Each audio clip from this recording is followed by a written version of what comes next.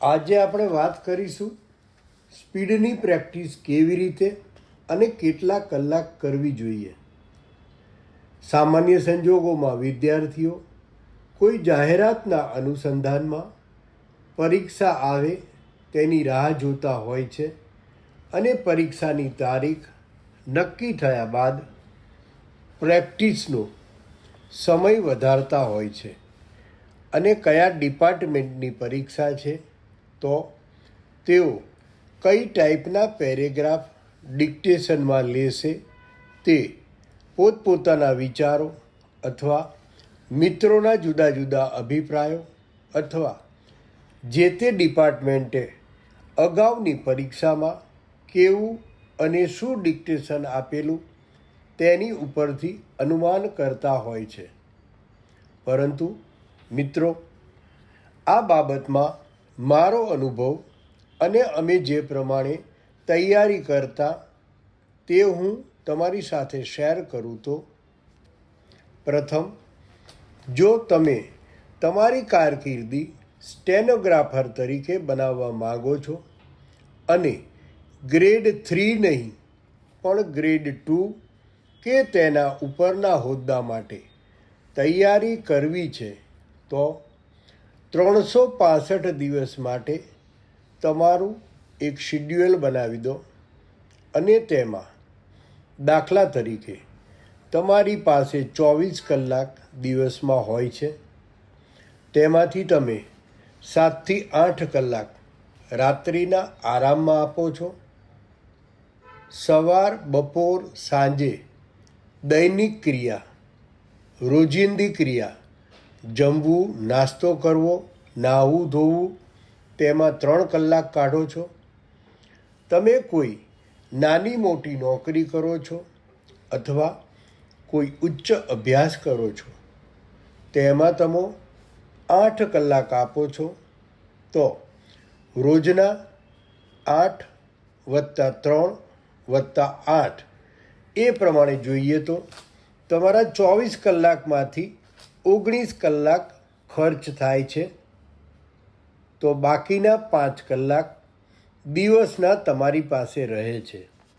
તો ટુકડે ટુકડે અથવા સળંગ આપો છો અને તેમાં ડિક્ટેશન લો અને તેમાં બધા જ પ્રકારના એટલે કે કોર્ટની પરીક્ષામાં ઉપયોગી થાય તેવા પેરેગ્રાફ, જજમેન્ટ અથવા કાયદાના શબ્દોની પ્રેક્ટિસ તેમજ ગૌણ સેવા પસંદગી, જીપીએસસી વગેરેની પરીક્ષામાં ઉપયોગી થાય તેવા પેરેગ્રાફ, શબ્દો તેમજ સમાચાર પત્રમાં આવતા સમાચારોના પેરેગ્રાફની પ્રેક્ટિસ કરો છો.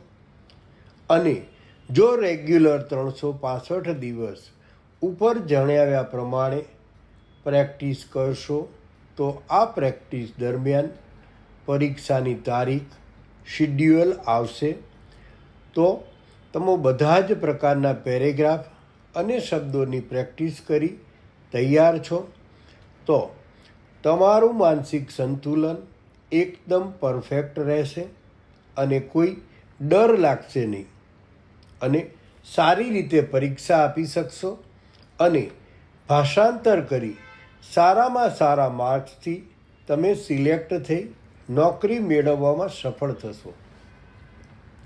વધુમાં રોજે રોજ જે પ્રેક્ટિસ કરો છો તેમાં 4 મિનિટના 2 પેરેગ્રાફનું એક્ઝામમાં આપવામાં આવતા સમય કરતાં ઓછા સમયમાં એટલે કે 5 કે 10 મિનિટ વહેલા ભાષાંતર પૂરું કરવાની પ્રેક્ટિસ 2 વખત રોજ કરવી જોઈએ. એટલે કે 4 મિનિટના 2 પેરેગ્રાફ અલગ અલગ સમયે દિવસમાં 2 વખત લખો અને તુરંત તેનું ભાષાંતર કોમ્પ્યુટર ઉપર ફરજિયાત કરો. જો આ પ્રમાણે પ્રેક્ટિસ કરશો તો આ સમય દરમિયાન પરીક્ષા આવશે તો 100% સફળતા મળવાની તકો વધી જશે અને તમે સફળ થઈને સારી કારકિર્દી બનાવી શકશો. વધુમાં એક્ઝામ ઉદાહરણ તરીકે 75 શબ્દ ઝડપની સ્પીડની હોય તો સામાન્ય સંજોગોમાં આપણે 75ની સ્પીડની પ્રેક્ટિસ કરીએ છીએ, પરંતુ જો તમારે 75ની સ્પીડની એક્ઝામ હોય તો નોર્મલી પ્રેક્ટિસ 80, 85 અથવા 90 શબ્દ ઝડપ સુધીની કરવી જોઈએ. શા માટે? કારણ કે ડિક્ટેશન લેતી વખતે કોઈ શબ્દ અટપટો આવતા અટક્યા અથવા થોડી સેકન્ડ વધુ જાય છે, તો જો તમારી સ્પીડ 75ની જગ્યાએ 90 સુધી લખતા હશો તો તમે પાછળથી બોલવામાં આવતા શબ્દો આસાનીથી લખીને કવર કરી શકશો. અને તમે જો 90ની સ્પીડની પ્રેક્ટિસ કરેલી હશે તો 75ની સ્પીડ સાંભળતા તમને ઇઝી લાગશે અને આત્મવિશ્વાસ વધશે અને સારી રીતે લખી પણ શકાશે અને ગુજરાતીમાં ભાષાંતર પણ સારી રીતે કરી શકાશે. તો મિત્રો, આ અને આવા ઓડિયો સાંભળવા મારી યુટ્યુબ ચેનલને લાઈક કરો અને સબસ્ક્રાઈબ કરો અને તમારા ફીડબેક કોમેન્ટમાં લખી જણાવો.